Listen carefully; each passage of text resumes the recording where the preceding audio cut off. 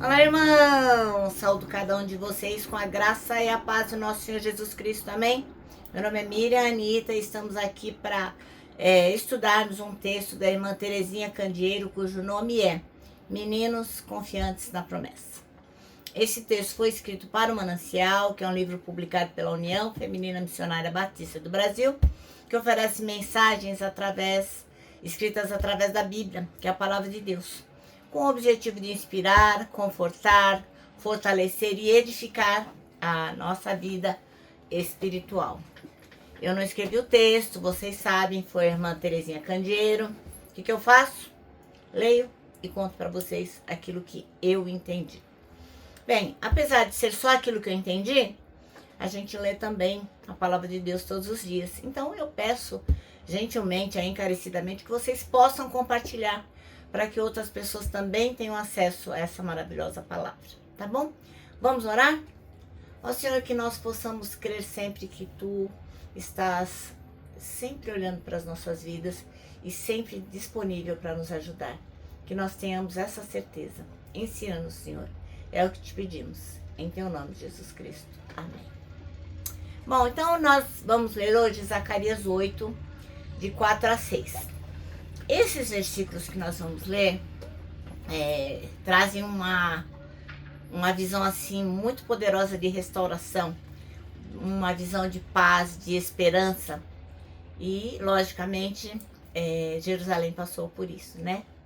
Ora, a primeira coisa que a gente vê, e no versículo 4, logo de cara, a gente vê a restauração da vida cotidiana. Ó, os idosos, né, os velhos estão na praça, os velhinhos estão na praça, tanto homens quanto mulheres, eles estão sentados ali, ó, tranquilamente nas ruas de Jerusalém com seus cajados, e os cajados eram o quê? Símbolo de longevidade. Já no versículo seguinte a gente vê as crianças que estão brincando, mostra meninos e meninas brincando livremente nas ruas de Jerusalém, representando que a alegria, a inocência e um ambiente bastante seguro. Obviamente, essa visão de ver os idosos na praça e as crianças brincando vai contrastar muito forte com os tempos de guerra, de exílio que o povo teve que enfrentar, né? Então é uma promessa de que a cidade voltará a ser um lugar de vida plena e comunitária. Ora, o povo fica incrédulo, né? Então a incredulidade do povo contrasta com a fidelidade de Deus. No versículo 6 a gente vê que Deus reconhece que essa visão pode parecer assim uma coisa impossível aos olhos do povo. Mas ele afirma pra gente, será também impossível para mim? Será que tem algo que Deus não possa fazer? É uma pergunta retórica, né? Porque Deus pode todas as coisas.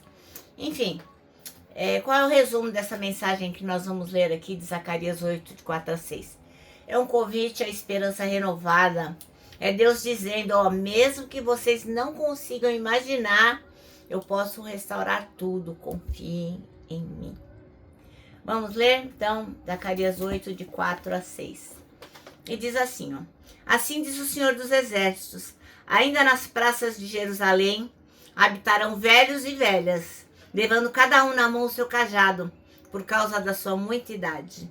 E as ruas da cidade se encherão de meninos e meninas, brincando nas suas ruas. Assim diz o Senhor dos Exércitos, se isso for maravilhoso aos olhos do restante deste povo naqueles dias, será também maravilhoso aos meus olhos? Diz o Senhor dos Exércitos. Amém? Bom, o nosso texto chama-se Meninos Confiantes na Promessa. E o versículo escolhido é o 5 que diz, as praças da cidade se encherão de meninos e meninas que nelas brincarão.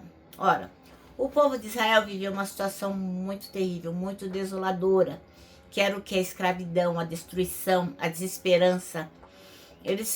Mais de 500 anos antes de Cristo, o povo foi derrotado pelo exército do rei Nabucodonosor, e a maioria desse povo foi levado para a Babilônia, e lá eles ficaram lá escravos por 70 anos. Mas Deus não havia se esquecido deles não, de forma alguma. Inclusive, o nome deste livro que nós acabamos de ler, o nome do profeta que dá nome ao livro, né, Zacarias, significa Jeová, ó, se lembra. Então Deus se lembra. E o Senhor usou a vida do irmão Zacarias para quê? Para semear fé e semear esperança. Esse mesmo Deus prometeu um lugar seguro para os vulneráveis, os meninos, as meninas, os idosos, as idosas. Mas para que isso pudesse acontecer, foi preciso confiar, ter fé nas promessas de Deus. Foi preciso que o povo se comprometesse com Deus, né? Com as ações, com a reconstrução. Para quê? Para que eles pudessem ter um futuro bacana, né? Eles tinham que trabalhar, ó, arduamente. Isso vai mostrar muito bem as situações de sofrimento e de destruição causadas pelas violências, pelos abusos, especialmente na vida das crianças, dos adolescentes, né? E também dos idosos. Nessas situações, as vítimas e aqueles que a gente ama se sentem destruídos, né? Quando a gente vê uma criança sofrer um abuso, uma destruição, a gente sofre. Então é sempre preciso recomeçar, reconstruir. É necessário que alguém fique com pena daquela situação, tenha comiseração e se junte a outro no propósito de ajudar aquele que sofre a superar o sofrimento, conduzindo o quê? A lugares seguros em termos físicos, emocionais e espirituais. Isso quer dizer o quê? Que a gente não pode ver alguém sofrendo e não se comprometer com o sofrimento do outro. Nosso manancial termina assim, ó. Um lugar seguro para os vulneráveis é fruto de fé, compromisso e trabalho árduo debaixo da bênção de Deus. Então o Senhor vai nos abençoar à medida que nós nos comprometermos com o sofrimento do outro. E nós temos que não só crer no Senhor, mas trabalhar arduamente para que o outro seja favorecido. Amém? Bom, então agora eu vou terminar, deixando aqui meu abraço diário de urso. Ó. Lembrando que, para nós que sabemos que é necessário que os meninos, as meninas, os idosos, idosas fiquem confiantes na promessa, para nós o abraço dá super mega certo. Quero que vocês também tenham em mente que nós temos uma missão, que é decorar o Salmo 25:12, que diz: quem é o homem que teme ao Senhor? Ele o instruirá no caminho que deve seguir. E agora sim, agora eu posso me despedir tranquilamente, deixando aqui a frase de A.W. Tozer, que diz o seguinte: tudo está errado, até que Deus venha e conserte as coisas.